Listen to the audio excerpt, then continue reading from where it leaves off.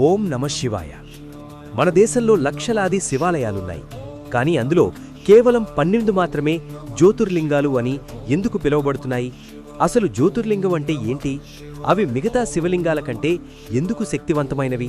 తెలుసుకోవాలంటే ఈ video skip చేయకుండా చివరి వరకు చూడండి. నమస్కారం friends, welcome to the treasure of Bharat. సాధారణంగా మనం చూసే శివలింగాలను మనుషులు లేదా దేవతలు ప్రతిష్ఠ చేస్తారు. అంటే ఒక రాయిని చెక్కి మంత్రాలతో ప్రాణప్రతిష్ఠ చేస్తారు.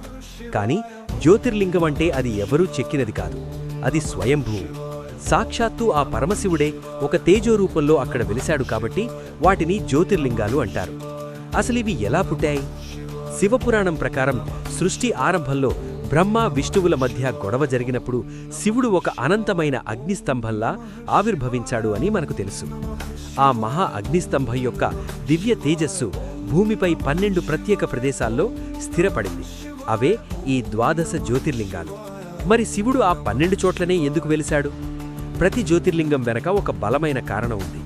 కొన్ని చోట్ల తన భక్తులను రక్షించడానికి, ఉదాహరణకు మార్కండేయుడి కోసం, మరికొన్ని చోట్ల రాక్షసులను సంహరించడానికి శివుడక్కడ వెలిశాడు.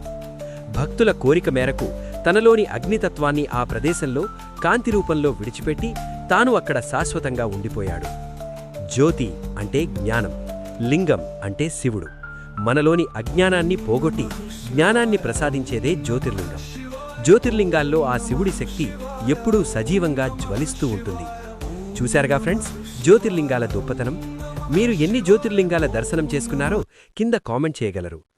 ఈ వీడియో నచ్చితే లైక్ చేసి శివతత్వం అందరికీ చేరేలా షేర్ చేయగలరు. ఓం నమః శివాయ. జై హింద్.